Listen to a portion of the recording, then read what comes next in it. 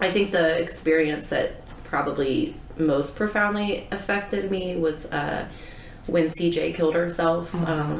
At the time, I was in maximum security. It's a small prison, so they house all of the levels of maximum together at this place. So she was at a higher level than me, but she was really just a floor above me in the same unit.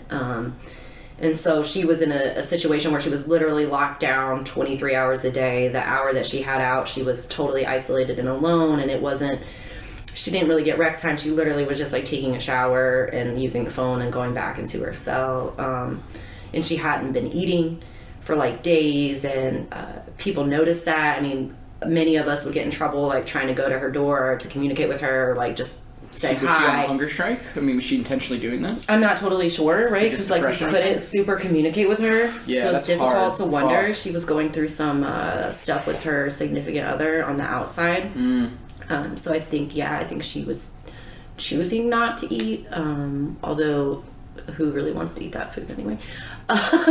So yeah, she wasn't eating, and there was just kind of a lot going on, and the officer that was in there was a woman that was very antagonistic with all of us, me specifically. Like I hated her. Yeah, hated her.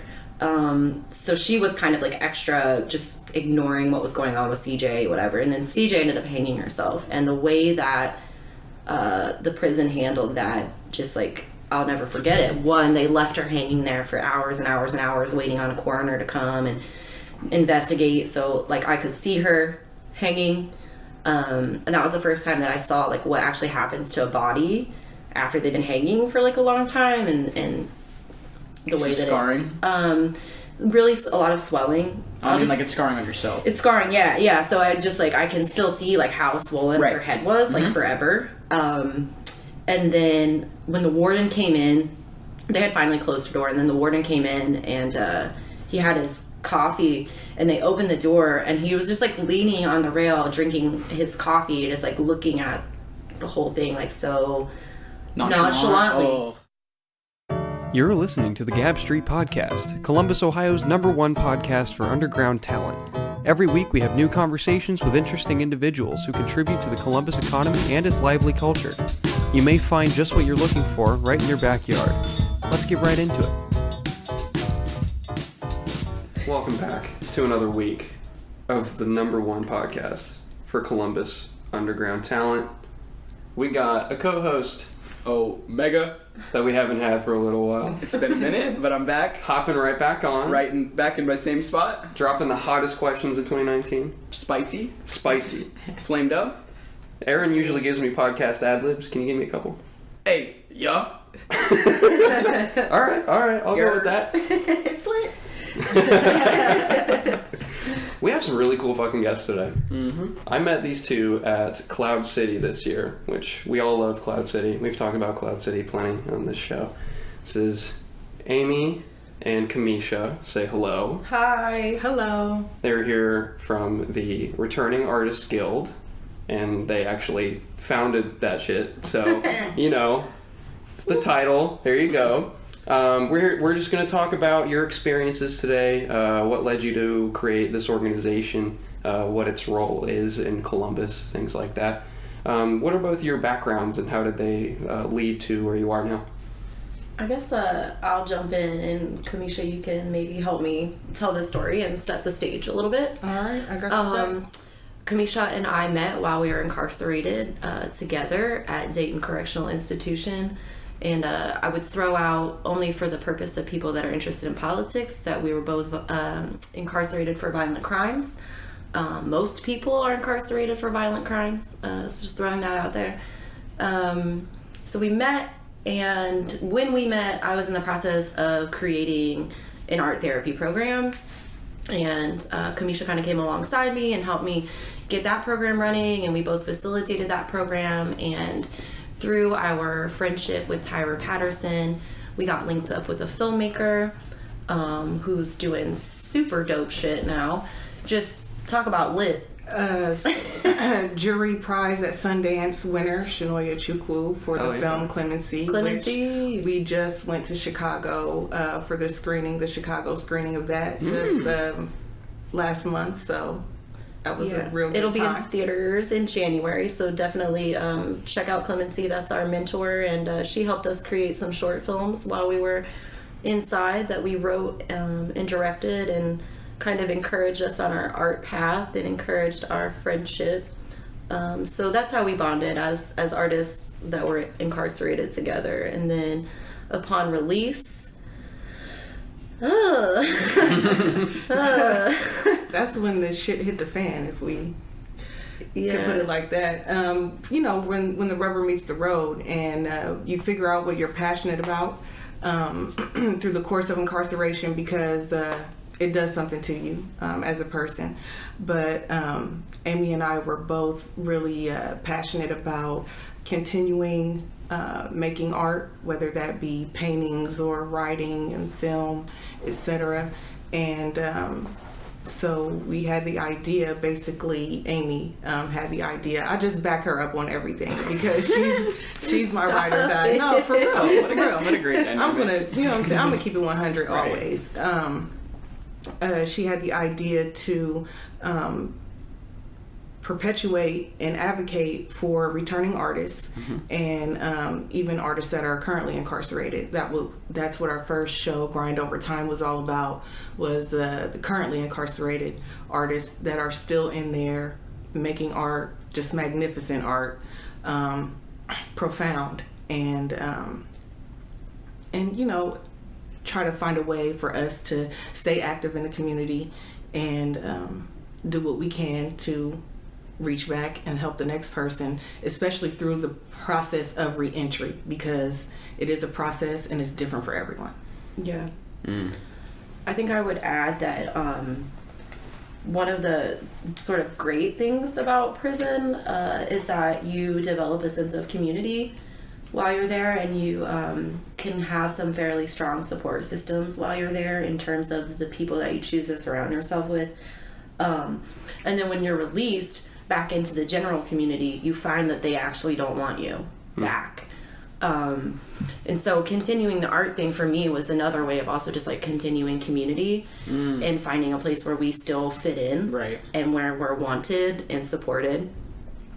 Because, most people that return to society re-enter into a situation that's very similar to the one that caused them to make whatever choice sent them away. And so it's extremely challenging to find yourself in positive and safe and life-sustaining circumstances. And so for the majority of people that aren't going to have those, it was about like, how do we support them and support each other? Like, the more that I support Kamisha, the more I feel supported. So it's a very like, you receive more than you give kind of thing. And it's also about creating a separate sense of community for returning citizens, and then also plugging that community back into the larger community and kind of interacting with Columbus and with the state and saying, we want to support you, like we want to participate with you in meaningful ways. Here's what we have to offer. Will you receive us or not?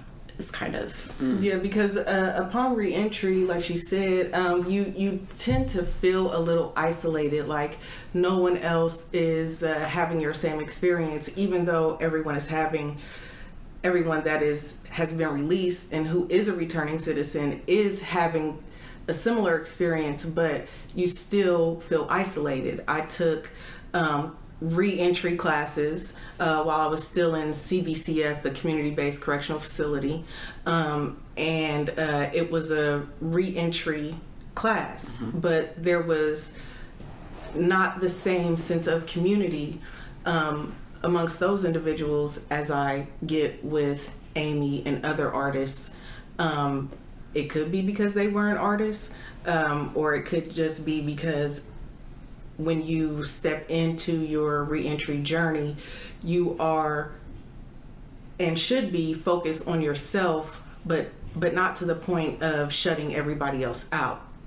You should still be open to receive help and guidance and support, and offer those same things to other individuals that may not have that offered to them. So would you say like a lack of community is really what makes people become, reincarcerated so often? Is that they're like you said, pushed into the same environment? Or do you think there's other factors at play? Like, do you think people are making these decisions, or do you think it's like primarily environment based? It's really hard to set up what causes each person to return to prison. It's as unique as what sent what have you each guys person. found in your I mean, experience? certainly addiction plays a huge role in that. Any kind of level of violence, whether it's domestic or intimate partner violence, or you're just living in a culture of violence, depending on employment and finances, I would have to say money problems the number are one top. factor. Then combined with like Housing your issues. housing and your environment, because for example, I'll always use myself as an example first. Right. My goal was to not have to live with a parent upon returning from prison. I was established before I got locked up, so my goal was to get that back. That was my top priority. And if I would have had to live with my mother or my father, I believe that I would have, my story would be different. I might not be here because the stress of that and trying to get away from them would have been far more overwhelming than just the stress of being a returning citizen in America. Right. I get you.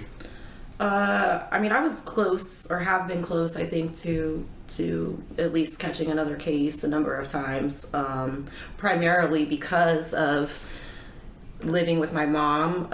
Initially, that was the choice that I made. She had my daughter, though. I was incarcerated for like 5 years, Right. so I had a 6-year-old when I was released, so it didn't make sense to not live there, but choosing to live there definitely exposed me to a lot of shit and caused me a lot of extra stress until I finally left. And I would say that especially for women, parenting is probably really, really high on the list too, as far as things that could send you back. Because while you're incarcerated, it's like, yeah, you're sort of atoning, right, to society for whatever you did, but you're actually creating this other scenario that's going to be really problematic and traumatic when you come home. So like, I came home to a kid that didn't want me to hug her, that didn't respect me or see me as an authority, or like any, I was basically just like thrown back into this child's life with a list of her behaviors that everyone wanted me to correct, but with no base of relationship or love or respect to really do that. And so the conflicts that I've had just like trying to be a parent again easily could have set me out. And I don't think that it happened because I have community and I have art and I have a reason not to. Like, I have a reason to push. And I think that's why I was successful in prison as well, is because I was really motivated. And so finding that like empowerment in yourself is great if you can, and if you can't, hopefully other people come along to empower you. That's the thing that I think that a lot of people go through when it comes to being incarcerated, is that if you don't have that self like motivation to better yourself, there's really no way to get back on track. No. Because like in our current system, there's no one pushing you to do that. No. Straight up, like they kind of want you to stay. They do. It's job security, And it's really odd, So not to get too deep into that rabbit hole per se. Oh man, don't get But me started. you know what I mean? Yeah, of course. But yeah, I made But a it is a decision. business. I made a decision when I went to prison to leave prison better. Yeah. If it wasn't just for for myself, it would be for my children. I have 2 kids as well, an 18-year-old and a 15-year-old, and returning, coming back to them was equally as stressful, but not as stressful because they were a little older when I went away. But I received a lot of resentment from my son, my 15-year-old, and we butted heads a lot, and we now finally just came to like an understanding where we understand each other, and we vibe now for the most part. You know what I mean? It was rough. It was really rough. But parenting from prison is that could be a whole nother like show. But especially for moms, because generally speaking, for the most part, most people have their moms with them always. I would say that's fair to say. You know? Yes. And when your mom goes away, and that's really all you really had, of course there's going to be some resentment. There's going to be some, no, don't touch me. Oh, no, you're not my mom. Of course you're going to have that. But nothing that you learn or none of the resources available in prison prepares you for that moment. So are you guys reaching out to people that are like on the verge of coming out of prison at all? That's a part of what we want to do with the Returning Artists Guild. That is an avenue that we definitely want to open up for people and be a resource for. Yeah, I mean, I could see you guys going to different prisons and just talking. We've like straight up just telling them like, yo, there's avenues to find, people. You get out of here, you're not alone, you know what I mean, kind of thing. Because that seems like what you guys are really advocating here, like a lack of loneliness, really, because that drives you to, an idle mind is the worst, when you're just like stuck in yourself. Well, we're dealing with a group of people that's already been like systemically like dehumanized, right, and silenced and oppressed and sort of ignored, and so like that sense of how real that really is becomes very concrete when you're released. Like you get it, you realize that you're not a citizen, or you can feel like less than a human. So that's one of our goals, is definitely to do more outreach and build that network of primarily returning artists, but really all returning citizens. Like we see ourselves advocating for artists and doing events and supporting the work of artists, but like certainly any returning citizen that wants to participate with us is more than welcome. And absolutely, some of the people that help us out now are returning citizens that are not artists, but they just come to the events and help out and enjoy the feeling of being plugged in, Cool. How big is Returning Artists Guild? How many people are involved with it? So right now there's probably like 12 returning citizens and probably about that many incarcerated artists. And so one of the things that we have to kind of manage too is representing people that are incarcerated, getting their work out, making sure that the engagement with the public is appropriate and there's nothing like so sensitive that it'll cause us a problem. So that's one, I guess, challenge, but it's so worth it for us, I think, to still work with people that are incarcerated, and it gives them like so much hope, and I think something fodder. To look forward to. It just gets that, it keeps them churning. Like I get JPays, which is like the incarcerated email system. I get JPays like every single day from someone that drew a new logo for us, or an idea that someone had for this, or they want to help us with the business plan. So that's so important, you know what I mean, to having people actually feel like a human again. Yeah, like their input is valuable. They're a resource to us, like a massive resource. So we appreciate that. How diverse are the art media that's coming out of your group? Like, what all do you deal with? Oh, there's mixed media, there's poetry, there's acrylic paint, charcoal. Do we have any vocalists, performance art? Yes. No 3D artists yet, so shout out. Shout out. Some installation work though. Potential performance piece on the horizon, similar to what you were saying. We were thinking one of the things is making sure that returning citizens and artists in general, but specifically returning artists, get paid for their work. Word. So we're trying now to figure out all of the ways that we can sort of commodify and monetize what we're doing in a way that doesn't feel greedy. I know. Without being like exploitative. Without being exploitative or greedy or gross, but still making sure that we have a model that's actually benefiting the people that we're trying to serve. So one thing is like apparel, the other thing is speaking engagements, and then booking for some of the performers. We have fire dancer, vocalist. Just trying to figure out if we should book things collectively, or if we should like try to plug people in individually, or how we're going to really go about doing that. But I do think that the Returning Artists Guild will ultimately be like a place of hopefully economic growth for returning artists. Like this is a place where you can come and we will help you. And professional. Economic and professional, because like she said, we don't only want to work with returning artists or those who were incarcerated. We're relying on the help of people like you to, be within our community and help anyone else who's interested to grow in that medium, whether it be how to do a podcast or how to edit sound or whatever it is. Have you guys done like a potluck?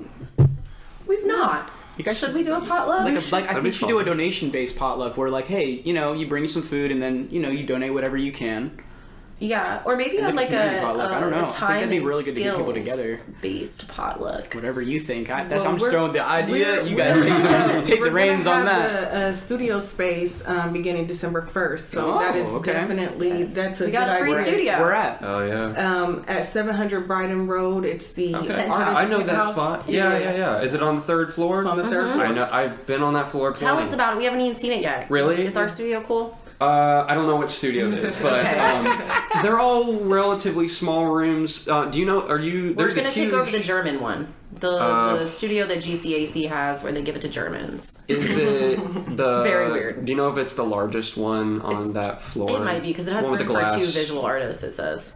Okay, I think I know the one that you're talking about then, because I go up there to my therapist is in there, so I go up there and all the rooms are relatively small, but the one that you guys are going to take, I think, is rather expansive. Well, I really hope so, but I really just need a corner to do my thing. Yeah, we don't need a lot of room. So what overall is going to be going down there? Like, what's the situation? Can people come through whenever? What's going on? Like, how does it's it like open studio and stuff like that all the time. I'm pretty sure. Yeah. So the deal is, like, if I'm there, the door is open, or if Kamisha's there, the door is open. I'm sure we'll do some events out of this space, but really, it was just exciting that. We got GCAC validated the need of returning artists to have free studio space, so it's ours. That's crazy. That's until the Germans come. So please know that I'm going to make the Germans are coming jokes for the next 6 months. Because we only have it until so many Nazi jokes. Yeah, dude, that's enough time to have people come through and figure out where you're going next. You know what I mean? Absolutely, quite enough. That's basically the plan. Is we're gonna use this as like a launching board and an opportunity. I'm so excited. I get excited every time. I'm excited for y'all. Like, I feel the excitement. I read the email like, no lie, twice a day. Just to make sure it's real. The email like twice a day. Yeah. Yes. Studio space. It's exciting. It's a really authentic feeling space, I think, because when you're walking in, there's art all over the walls. There's statues everywhere that people have made in there. All the doors are like. It's not like a turn the knob open. There's like a handle and it's a giant slab of wood and it's on like a track nice studios up there. Yeah. So you pull that, it's super heavy. You're like, oh shit, and you pull it open and go in there. And like there's a guy named shout out Rick Borgia. He's there in the back end of the hallway. He's his studio is always open. He's got some like atmospheric music playing. You can hear it in the lobby and stuff. There's like a whole. Everybody who's listening, come check this place out because I barely see anybody in there. Yeah, let's get the open address. Studio night. Sure. It's 700 Brighton, and that's right across 70. So Town 23rd. Street. I'm on the 23rd. On the 23rd? Yep. Is that when... They're having an open studio night, so everyone's... We won't be in our actual studio, but we'll be in a different spot. You guys have a flyer for it? We do not. There is a Facebook event, though, that I'll shoot y'all, that they shot me, and I was like, oh, okay, sweet. Okay. Oh, yeah. Yeah. Hey, you go up on the 3rd floor, there's like a whole waiting room area, and like there's like a microwave. Like, you can just do whatever you want. It's really sweet. So. And apparently Impact is also on like the 1st floor, which is ironic. They are. It's the 1st and 2nd floor, and that's where I did my re-entry class at was Impact. So shout out Impact. But, shout out Impact, but no. The thing about re-entry is, and getting resources is they make you jump through hoops of fire. And I don't think that is fair. And for a weak person, that could be very discouraging, and it could contribute to them, reoffending and going back to prison. Would you be able to give me some examples of like some loops that you had to jump through? That maybe caught you on fire a little bit. So, so they say that once you complete this program, then you can get rental assistance. Like they'll pay your first month's rent. Right. But then, or you can apply for these programs to be on, a discounted utility bill payment or something like that. But if you make over a certain amount of money, then you don't qualify for those. So it's like, I'm damned if I do, and I'm damned if I don't. Why am I taking this program if it's not going to benefit me? Oh, you're taxing me because I got a good job out the gate? I'm sorry. jobs have never been my problem. You know what I mean? And did you say you wanted me to do well? Yeah. Like, do you want me to not have to depend on you ever, or do you want me to have to depend on you forever? Which is it? It's a weird little mix, isn't it? It's like this like sort of mask where it's like we're here to help you, but it's like keeping you in the slums, keeping you in the depths. You know what I mean? Exactly. Absolutely. It's like shadow. It's like a shadow just like hanging out. You know? It's like fucking pretty odd Munchausen syndrome. You know what that Yeah, is? no, it's quite strange to really think about it. You know, on a really bigger picture when you compare it to other first world. You know. Societies that are going on right now, the and like stats are disgusting. They have like weekend passes and stuff, like you know, prisons in Europe and whatnot. Like people have a lot better of an opportunity to sort of better themselves, you know, and they kind of like push you to better yourself. It's very strange that we're living in this in America. It's a different paradigm, you know? It's like you this know, is capitalism, and then like on top of that, like the healthcare system. I don't know, man. Yeah. It's just like it's so strange what we're in right now. It's very odd. I think people are not realizing how odd it really is. Yeah. Yeah, Fucking it's It's Scandinavian. very strange. It's They're very still very asleep. strange. They haven't woke up yet. Yeah. There's so many that haven't woke up yet. I mean, Trump got elected while I was incarcerated, so I was for sure that I did not know what planet I was returning to. But you know, I mean, it's a combination of things. It's like what Kamisha is talking about trying, like going through hoops to get assistance and the assistance not working out. Or like me, I made $300 over the poverty line this year. Mind you, I'm a full-time student and a single mom. I claim my kid on my taxes, right? $300 over the poverty limit. Like they took my health insurance for like 7 months. It was a 7th month fight to get my insurance back. Meanwhile, I have a kid and we have no insurance. Like, See, that's bonkers. It like, is that's really, literally really bonkers. Meanwhile, I pay for health insurance because, like I said, since I've been since I got released, I've only had 2 jobs, and the only reason why I had to get the second job is because the first job they decided we're not doing this anymore. Everybody's fired on December 1st. You know what I'm saying? So Fuck. right. That's how it goes, though. Yeah, That's just yeah. like what we're in. So, you know? so the project shut down. They're like, no more. Everybody's got to find jobs. Right. Good luck.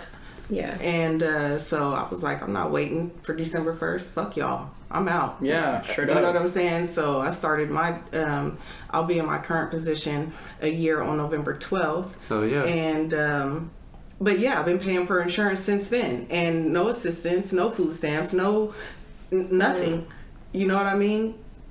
Thanks, America. Side note, we're both felons. I applied for that same job. Oh yeah. My felony popped up. Her shit did not.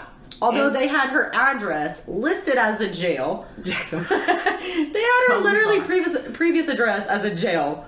Didn't catch her felony. So bizarre. Caught mine. Wow. So I think that's the other thing too that's like hard to explain to people is like no 2 experiences look the same.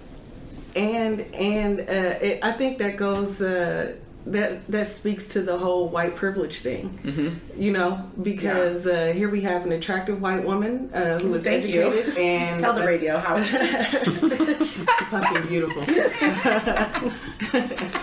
If she wasn't my best friend, she'd be my soulmate. She's probably my soulmate. But at any rate, and you have an attractive black woman who's also Gorgeous. highly educated, and you know, same crime, aggravated robbery, Yeah. right? Yep. Okay. Well, my crime was I was convicted in February of 2012.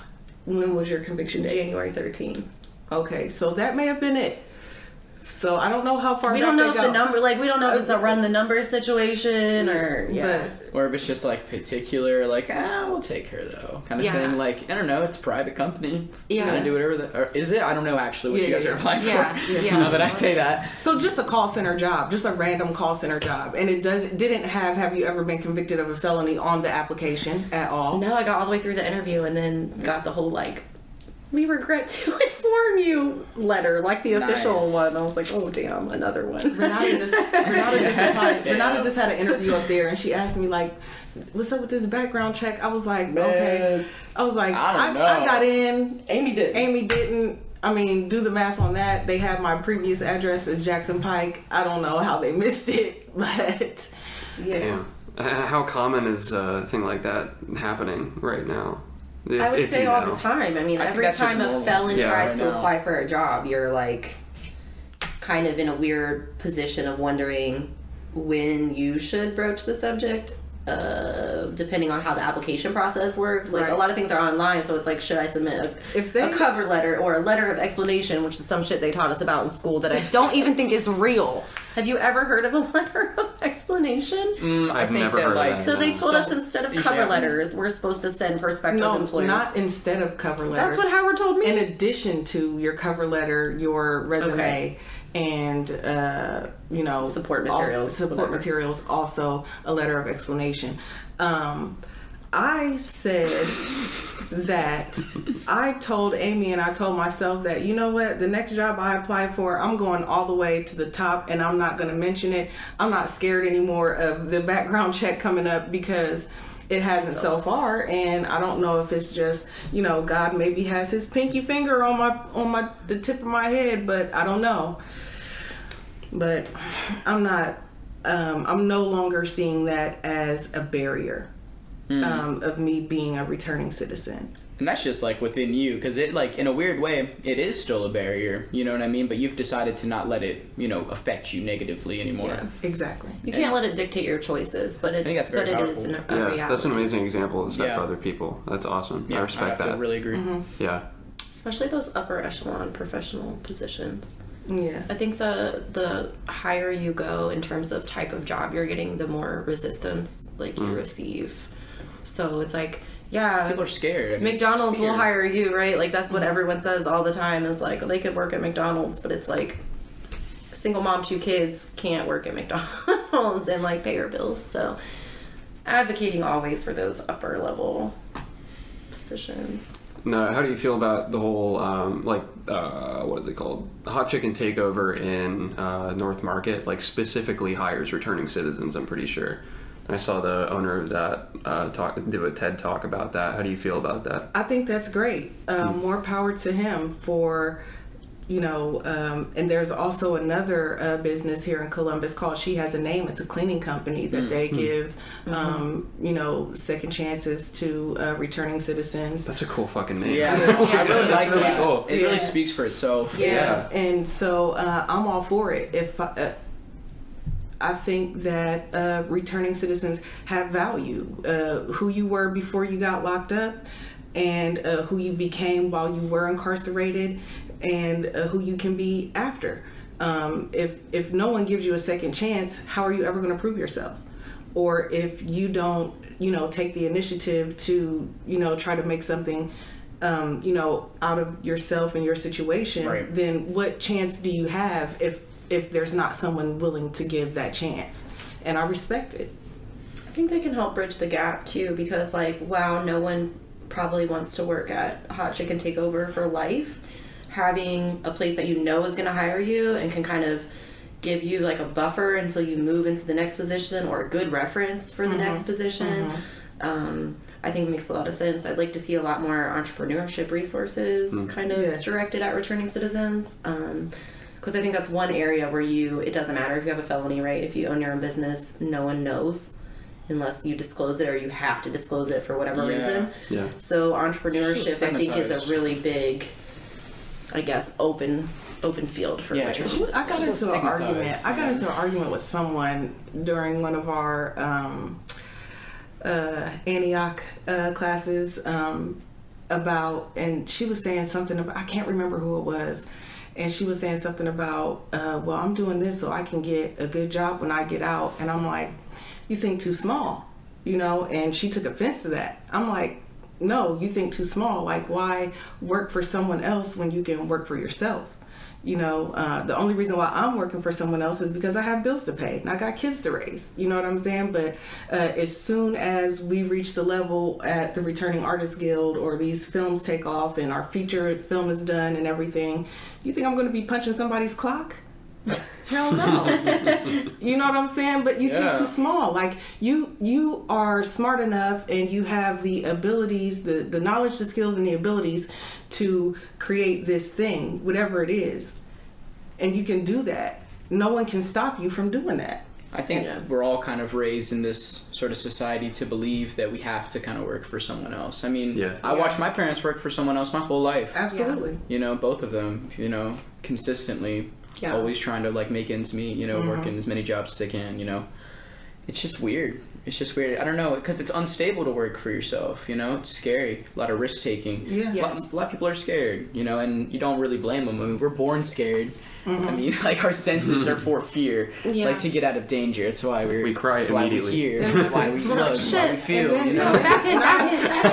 Not only are we born that way, but society nurtures that and just pumps that into us. So it's like you look around and like, I always feel out of place. Like in I say 89.9% of situations I feel out of place, because very few people have had the same experience as me.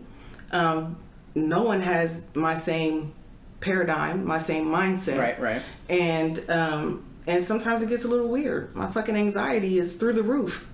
Right. 89.9% of the time. You know? Yeah.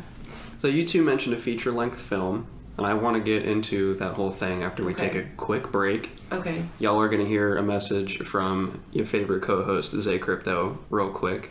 You're also our favorite co-host. It's okay. But he's dropping the EP, so... Oh, cool. Put him in the shout, eh? Yeah. That's dope. So he drafted a little sponsorship message for us. Cool. So we're going to have that play real quick, and we'll get right back into everything.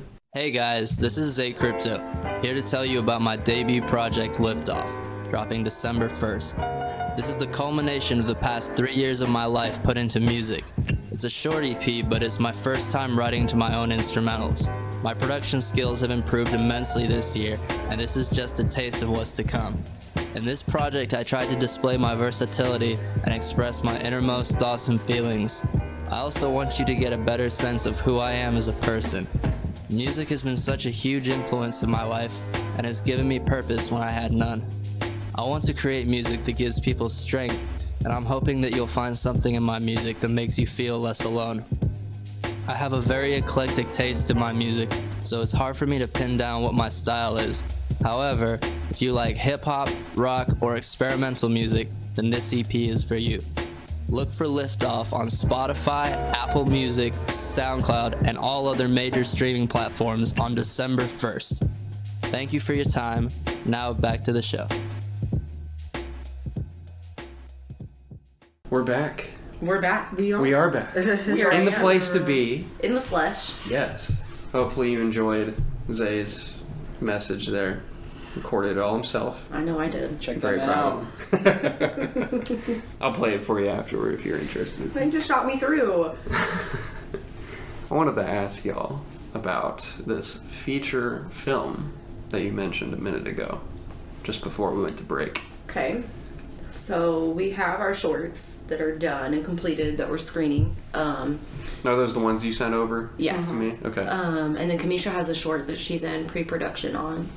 Still looking for actors, so you know what I'm saying? Shout out if you feel like you got some chops. All right. Yes, and you can email me at thereturningartistguild@gmail.com.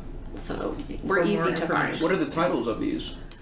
The titles of the short films that are completed, mine is called For They Know Not. Okay. Kamisha's is called Bang. For They Know Not. It's basically the story of a woman in addiction that's trying to get some resources and some treatment and how that works out for her. And Bang is a story of a single mom who, through some extenuating circumstances, is looking for some employment and kind of what that looks like. So we won't give you more than that. Okay. Hey, check that shit out. Yeah, no. The short that is in pre-production is a film called Extricate, and the story, it takes place within the context of abortion, but it's definitely more about the sort of, what do I want to say, the conflict between lives, the value of the woman's life who is making the choice, and then the value of the unborn life and the conflicts that happen there. Mm-hmm. And the feature film, we've been writing for like 2 years. Sounds about right. That's how it goes. But we're gonna get there. And the story is largely fictional, although definitely based on our real experiences and the experiences of people that we know. So it's all drawn from reality, although it's not like our personal story. But it deals with a lot of the sugar daddy culture and the sexualization that happens for women who are incarcerated and how that translates post-release. So it's really the story of a woman who's kind of trying to use her sexuality and use her body to get as a springboard to get ahead, and what happens there. So these all sound like fascinating concepts that you guys are exploring here. I have to check these out myself. I didn't have an opportunity to before. Yeah, definitely watch the films or come to the screening. All right. Yeah. And how deeply did you say you were into the production of that feature film? Oh, we're in pre-production for another short, and we are still writing the feature. We're still writing the feature, yes. We're not finished yet. We've got lots of scenes that have to be in the film, and so we just need a way to tie it all together and make it, a clear through line for the characters, and so that you can see the evolution of the characters and then the resolution. So we're there. We have the plot nailed down, which is like the plot is nailed down, which was hard. And so we just have to, like I said, just iron out the few kinks to make the through lines more prevalent. And we're working on it. So be looking eventually for that. You know what I mean? In 2020, be looking hopefully for a finished script. How many pages in are you guys in the writing process right now? We're not really pages in. We haven't translated it to script yet. We're really kind of sticking with that. Write the story first, and then translate it into a screenplay. And so, makes sense. The other challenge that we had too was we started writing this film while we were incarcerated, and then we experienced our own reentry processes, and so that informed, I think, a lot of the changes that we've made or will make, but it also slowed us down significantly. Yes. And I've been focusing a lot on visual art, so that's kind of the other thing, is I just don't have time really for. It's ironic, that the only thing I need now in life is time. So it feels like a real just extra kick, but but Extricate is completed. Like I said, casting for that, I've had a few auditions, and I need a few more because I don't want to just give people roles by default. So there will be a few more casting calls coming up.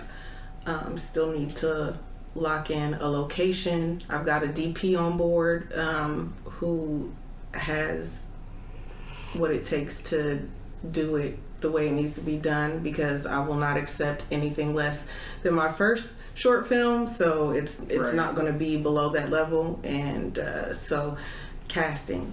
Actors wanted. Yes. Cool. This will be dropping on November 13th, so hopefully you'll be getting some requests. Okay. Sweet. And then we have the screening on November 16th, so they have a chance to see the work that has previously been done, and get an idea of what I'm about as a director. So we'll have all those details in the comments for them. So they'll be able to copy paste it into their maps. Get there. Also, if you want to, just be involved in any way, or you yourself are a returning citizen, or some returning citizens or whatever, feel free to shoot them through and to kind of help them get involved. How many people are you looking for to work on this film with you? How many more actors? We need tons of actors, because we need lots of extras for the protesters, because like I said, it's about abortion, so of course there's going to be protesters, and therein lies the conflict and the drama. So definitely going to need lots of extras. There are 7 speaking roles, some smaller than others, but I think I'm pretty much figured out who the lead woman is going to be, but of course still accepting submissions, video submissions. There will be in-person auditions coming up as well. Oh yeah, so you two behind the camera, all that stuff like that, or just in the director's chair. I do not plan on operating any equipment. Okay. That's not my forte. Oh, so you're still looking for a director as well? I'm the director. Oh, okay. I have a DP, and so there's the cat. Is that a child? So just like any PAs or anything like that will be more than welcome. Do you have anyone on GAF already? No. Okay. I think signing up? I have done GAF before on some sets, so I think the cat wants an audition too. No, yeah.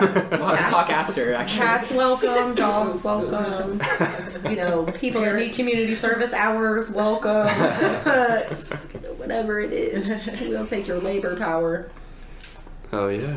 Well, you had some questions you wanted to ask? Yeah, actually, I'm curious. Since we're here at the tail end, let's get into some hard meat. Any really interesting stories from being while you're incarcerated, like things that you've seen that have really, I guess, changed your perspective on humans and like levels they can go to, or anything around that ballpark? Anything significant? Well, there's so many things, right? So many outlandish things happen in prison where you look around and you ask, is this real life? Yeah. Is this real? Give me like the first example off the top of your head that you jotted. First example, it's kind of funny, but then again, not really. Okay. So it was every now and then there are groups in prison that sell things to make money for the group, for the prisoners, for the community. And one of the things that they sell are pictures. Okay, so you can pay $2 or $3, get one picture, pay $5, get 3 pictures, whatever, what have you. So everybody gets dressed up in their finest prison attire, Picture day. Picture day. And the funniest shit that I ever saw was one lady, she had dentures. She had just got them, and they were great for her. But her friend did not have dentures, and her friend says to her, "Hey, can I borrow your teeth for this picture?"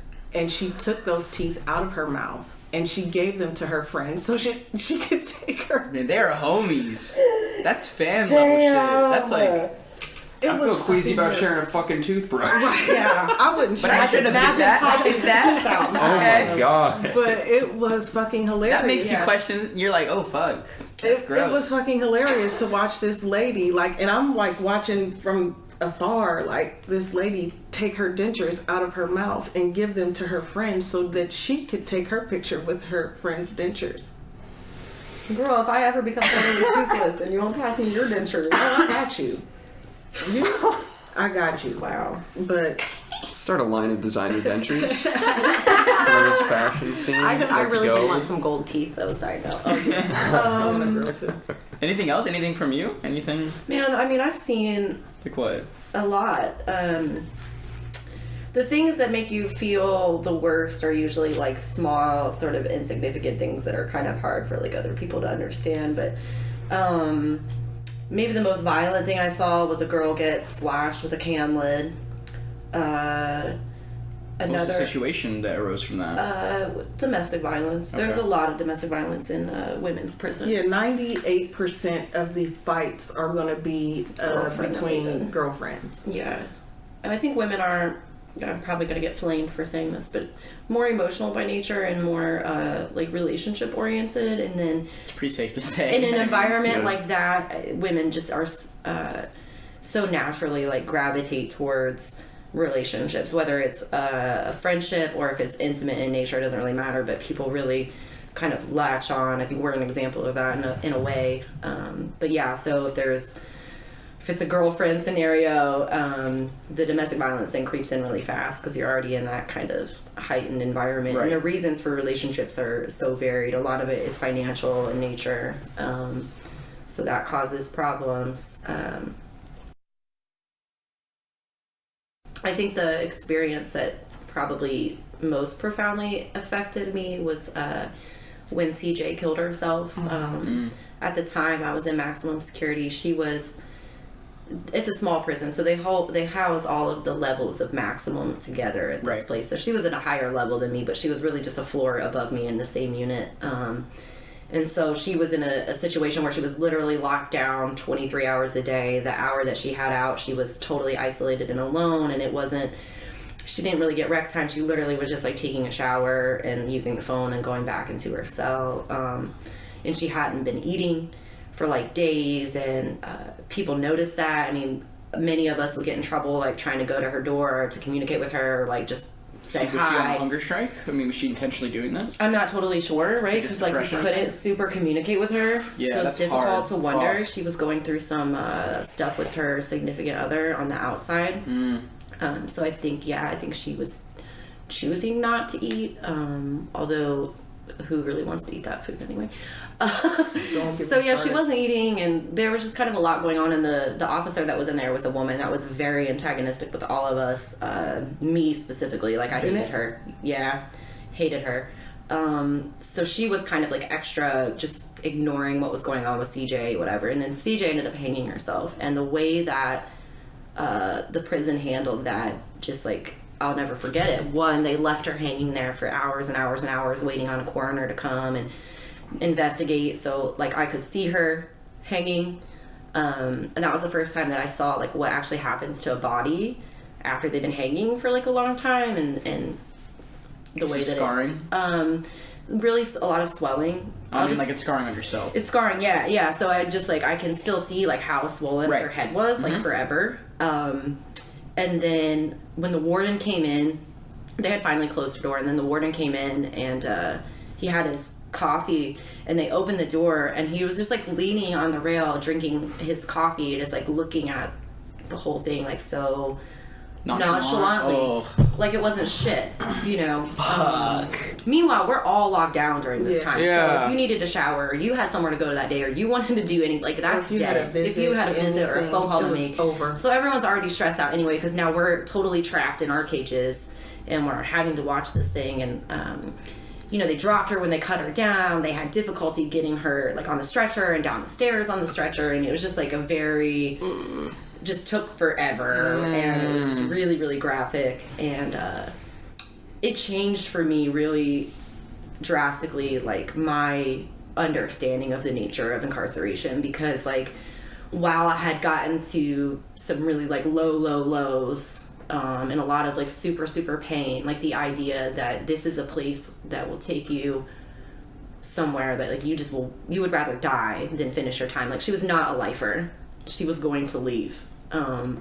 And so like the fact that this is an environment that seems so bad that you would like choose that was hard.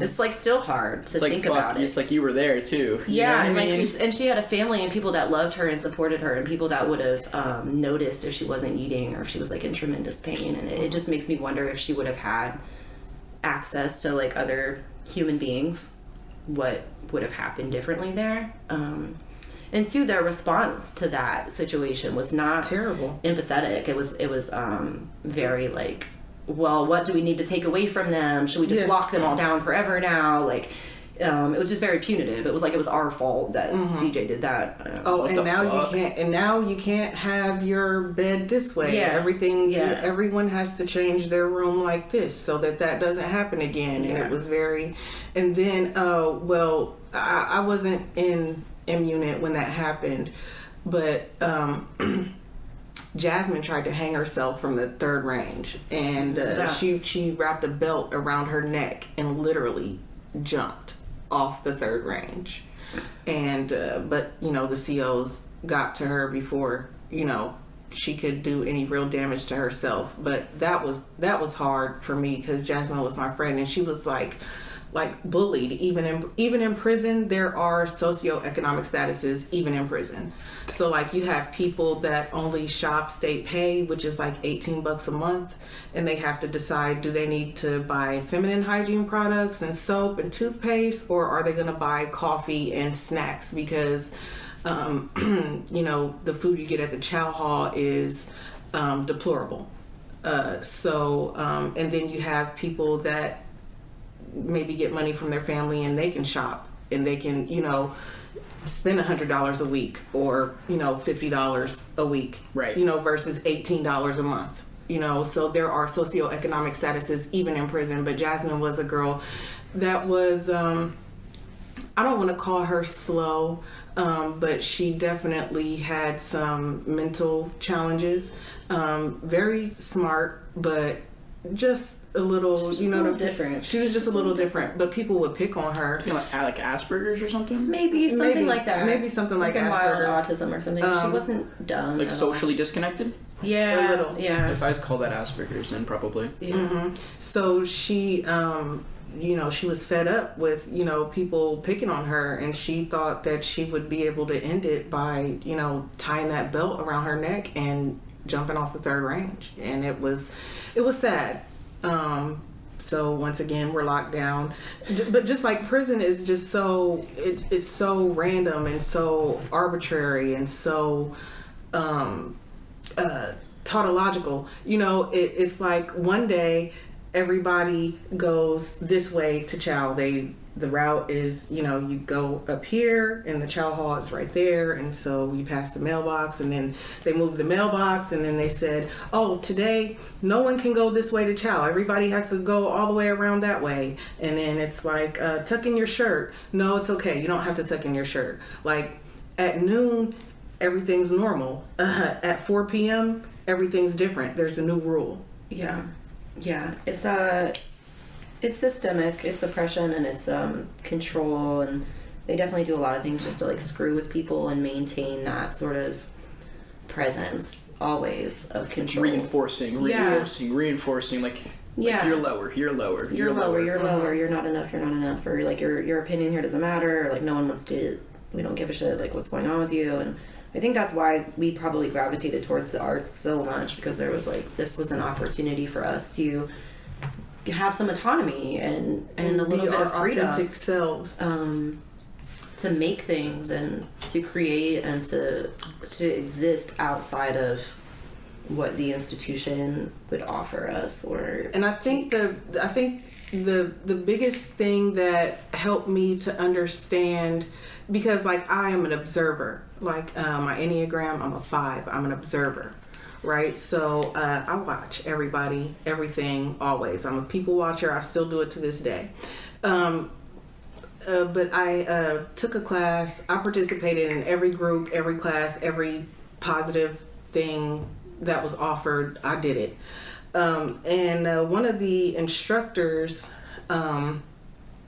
said to me, to the group, that you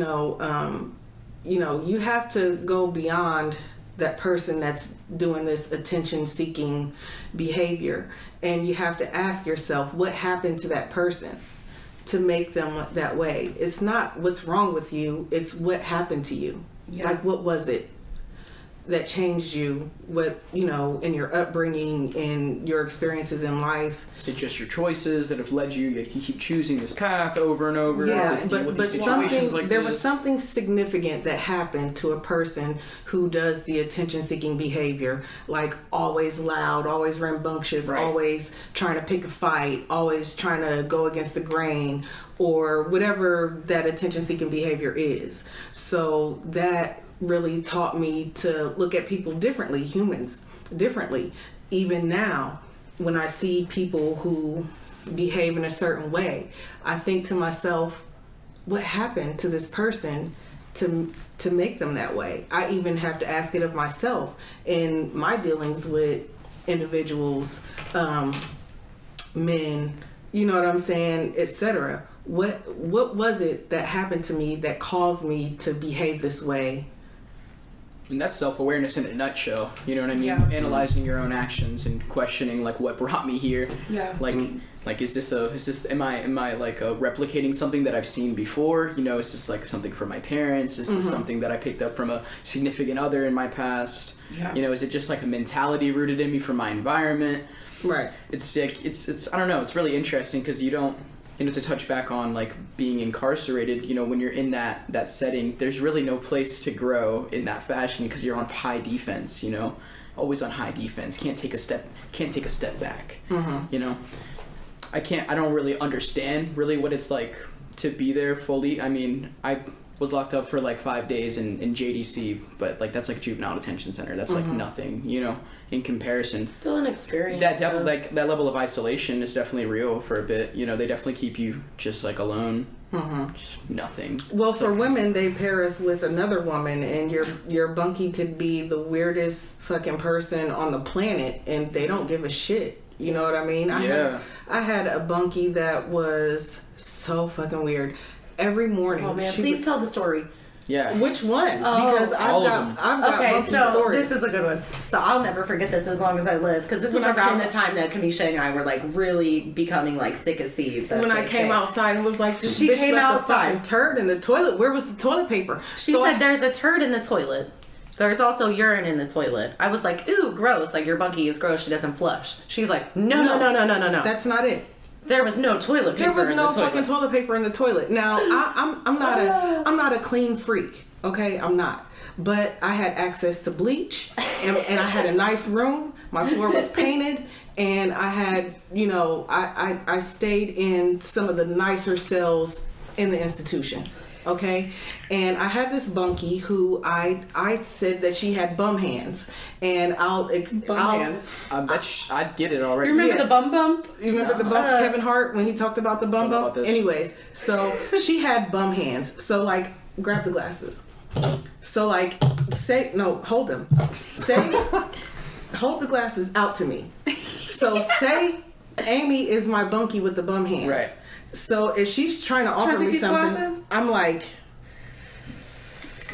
that. Like picking it up like somebody's used tissue. Yes, exactly. So let me put a glove on first.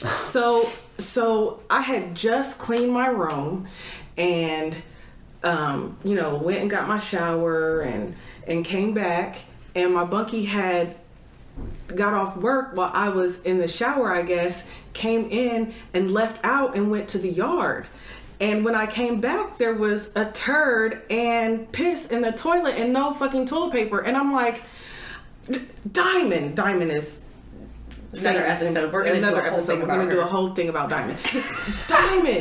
Diamond, come here right now. She thinking something is wrong. She runs down to my room like, homie, what's up? What's good? She thinks she about to have to beat somebody up or something. Right. I said, look in that toilet.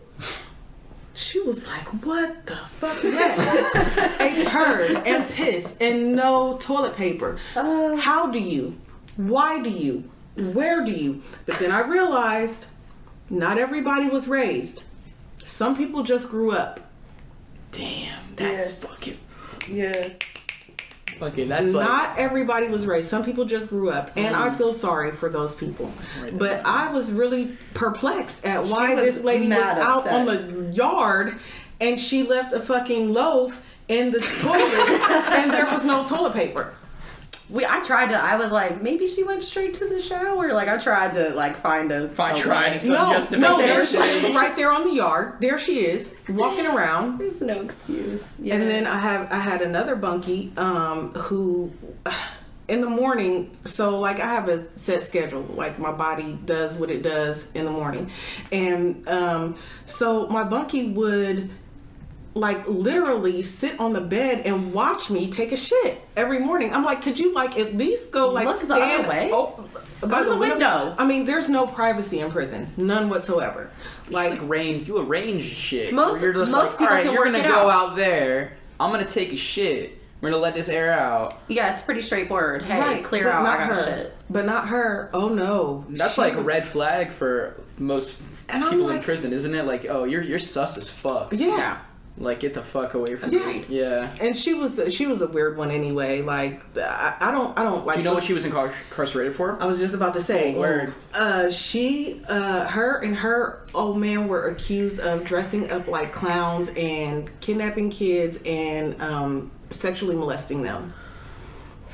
Yeah, when she told me she was this girl's bunkie, I was like, what? You sleeping in there? But that's something, I mean, we all have to go through. Like, I worked so hard to get out of maximum security. When I finally got my level reduced, I moved out. I thought I was sweet. They were rushing me. It was count time, right? Like, get your uniform, get your stuff. You got to get to your new cell. Rush. I get there. They're throwing me in a cell with a child molester. So that didn't go very well or last very long. So if I'm not mistaken, in most male population prisons, that's like split up. They don't keep child molesters in the same. And if they don't split them up, they get fucked up. That's what I've heard about. Yeah, there's like, a general pop, and then there's like, what do they call it? PC. Yeah. PC. Protective custody. Yeah. So, but women's prison is not like that. Is not like that. One, there's not enough women's prisons, right? There's 33 prisons in Ohio. Okay. Or 27 prisons in Ohio, I'm sorry. Only 3 of those are women's facilities. See? So for men, they have, like, there are some prisons that are almost exclusively for that. They call them like kiddie camps and things of that nature. Right. They literally like have to send them all to one place or it'll be a problem. Women's prison, not so much. For fuck, it's odd. Why? I don't know. We all hate them too. Lack of resources, and lack of prioritization. And there's a thing called like perceived power, I think, with men that are incarcerated. So like staff treat men that are incarcerated because there's the perceived threat of violence. Like they look at them and see them as potentially dangerous. They look at women as like a hassle, an annoyance, something that they need to control, something that they need to quiet down, right? Like they think that men are violent and women bitch. That's what they say. Men fight, women bitch.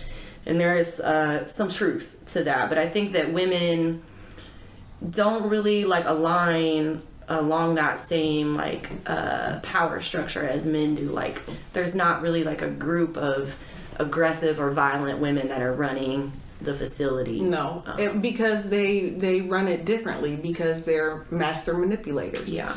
They will manipulate you into bringing them fried chicken every week or or drugs or whatever, what have you. And don't you think for a second that there are not just as many drugs and... I was about to ask, how easy is it to access those things? Super easy. Getting it from, like, mostly if you have money. From like COs or from actual inmates or a mixture? COs bring them in the and COs bring it sell in. them. And the inmates sell it. And it's, or, the inmates bring it in through visits. And that's the whole reason why you have to strip in and strip out. Is it? Do you think it's? You probably don't know because you haven't been to a male prison. But do you think it's easier to smuggle in a female prison than it is a male prison? No. Think the same protocols? The protocols are very, very similar, and the ease of sneaking would have a lot more to do with the size of the visiting hall and the busyness of the visiting hall and like the officer to inmate ratios in visiting halls. But for the most part, I think it's one of those things like where there's a will, there's a way, and I don't want to say this like and sound really like crass or whatever, but there's it's a supply and demand economics, and now you've put like a whole bunch of drug addicts in one place, so like the demand is like skyrocketing, right? And so and officers often they make $20,000, $30,000, maybe $40,000 a year. They're great jobs, which is part of the problem is that these jobs are really good state jobs, and that's why we have so many prisons, right? And that's why they thrive in like rural areas where there are not other types of employment. But if they can make $4,000, $5,000 on the side every week, you think they're not going to bring in those drugs? Right. Those cigarettes? Are those like the same cops that'll be like, oh, fuck, you got drugs, I'm taking you? Yes. Absolutely. Yeah. Absolutely. Yeah. Like they brought him in and then they'll fucking sniff him out and take the people. That's crazy. And it's all about relationship, Wow. It's all about where you fit in that world and what your status is and how much pull you have and who's on your team. What would you define y'all's place as when you were in prison? Well, I started out wanting to be invisible. I did not want to be seen, heard, or any of that. In some kind of way, it kind of morphed into me being a big fish in a small pond. Agreed. Because I had a great rapport with the administration. And I was like, star student. I left prison 4 times on day trips. Like, I left prison and had to go back. You know, like they took me out, they fed me, I did the speaking engagements, and then I came back. Oh, very strict though. Yeah. Okay. I was curious. I was about to ask, like, what were the situations? When we left, it was like it never happened. Like, I mean, like, and they hated us for it. Oh yeah, they had big problems. Like we worked ourselves into a position where upper echelon staff, like people that really, really mattered, were big time supporters of us. And that was cool, but as like that trickled down, there are people like in those levels between that don't like that shit. They don't want us to be eating good food. They think that we've gotten too much privilege or too much access. There was some derogatory. It's quite a weird mentality of like the CEOs. You know what I mean? To be in this like sort of state where you're like, these humans are less. We're gonna keep them in that state. I don't want to see them get better. You know, it's very like I feel like you have to be molded into that. Like, can you even just be that way off the jump? You know what I mean? Like, that's a strange quality. I think that they do mold them that way, right? And they do it through like a lot of propaganda, and so like the image that a lot of officers have about who is in prison is not all that different from the image that's in like the mass media. Right, exactly. But it's not reflective of reality, right? So there maybe are like 15 people in the prison that we were in that I think are definitely like deserve to be fucked. There. Like they can't come back. You deserve can't to be there. Them. Like there's no other option for them. There's no other but that's maybe like 15 out of 900. Everybody else yeah, you know, needed some resources, needed some therapy, needed some whatever, like has some issues certainly, but like is not a threat to society or someone that is like not worth saving or beyond redemption or beyond help. But so the people that are like the real clown rapists, you know what I mean? Like that's not real. Most of them are a lot like me and Kamisha. Right, they just like got fucking fucked up in a city situation, made a series of regrettable decisions. A series of events or whatever, choices, and combination of those usually, right? Some of it outside of yourself, some of it caused by you, and then you find yourself there. Wow. That was fucking jam-packed. I think I'm fucking here? Speechless. Are we here? Are we at the end here? Is there anything else we were supposed to say? That was a lot. You guys really... I don't know. Like, I fucking know you guys now. I mean, like... That's dope. Well, it's what we want. It's you've peeled back the first layer. Right. There's many more. Yeah, I would assume so, but I feel like I don't see you as strangers anymore. Yeah, for sure. Likewise. Well, we have definitely enjoyed our time here. I don't think... Yes. Thank you for coming on. If there's anything else... Speak all those events again, just for the people. I'm going to get everything. Plug the fuck out of everything. Chronologically. Like a quick recap. Nice little chronological layout of what's going on. So, quick recap. November the Returning Artists Guild. We are seeking other currently and formerly incarcerated artists primarily. So, if anyone has a link to any of those people, shoot them through. We're also looking for actors for an upcoming short film. So, again, link up with us and we'll tell you how to get involved. We're also looking for just like general support. Like if anyone wants to, participate in these events, or you're passionate about this cause, or you just like want to be involved in some way, reach out. Like we're always doing stuff, and community partnerships are how this thing is going to work. We did get a free studio thanks to GCAC. Whoop, whoop. We move in December 1st. So we're at the Penthouse as of December 1st, but we will be there for open studio night November 23rd. So stop by. My art will be there. Some other returning artists will be there with their stuff, and I may bring some art from some incarcerated folks. Nice. And then we have a film screening as well, November 16th. November 16th at the People's Mansion from 7 to 9. I believe that's the time that I put on there. I don't know if that was actually... It's for the free. We're asking for a donation, but like don't feel pressed about that. Right. It's a chance for you to see our films that we wrote and directed from prison. And it was part of the Pens to Pictures project, spearheaded by Shinoya Chukwu and Aunt Viv. Shout out Aunt Viv. Yeah. November 10th at the Columbus Museum of Art. Yes, we'll be there for a community conversation about juvenile justice. So if anyone's particularly passionate about the school to prison pipeline and what you can do about that, please come out and we'll be out there talking about that. Hell yeah. I think that's actually it. That's all I got for right now. Yeah. How can people find you and get involved? Yes, so we are on Instagram and Facebook as Returning Artists Guild. So if you search Returning Artists Guild, you're going to find us. No underscores, none of that? No underscores. Okay. The Returning Artists Guild is our Instagram, the Returning Artists Guild? I think it's Instagram just is Returning Artists no. Guild, I think. Yeah, Facebook has the Instagram does not. We'll tag it all in the comments. Yeah, it'll be We'll in make sure that the people can description of this episode. Sweet. So And you find can it also email us at thereturningartistguild@gmail.com. Awesome. Yeah. All right, well. Get in contact. Do you have any Yeah, last DM us, shout outs to give to anybody? Shout out to Cloud City. Shout out to Cloud Black City. Street today for Thank having you. us. Yes. Thank you. Thank you shout for out, making the time. yes, shout out Appreciate to all of the willing participants in our shit show. Yeah, facts. And I guess shout out to everyone that's still doing it day for day back there. Yeah. Yeah. Especially Diamond Brown. Love Man, Diamond. Diamond. She'll never hear this. I'll have to tell her when she calls me again that I shouted her out. Last time she called me, I was on a mission and I couldn't really talk.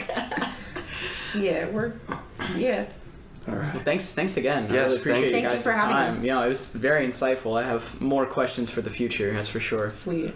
Y'all, if you are on that mailing list, you know what's happening every Wednesday morning. But if you're not on that mailing list, you don't know what the fuck's going on. So, you get an email every week. You know what the next 2 weeks' episodes are going to be. Wow. You were in the know because I got that shit scheduled. Wow. So, join that. There's a link in our Instagram bio that goes to a link tree, and it's the first thing on there. Thank you, Omega, for suggesting the link tree in the first place. Always. It is a blessing. Always helping artists. Oh, yeah. We will catch you next Wednesday morning at 6 a.m. Thank you very much.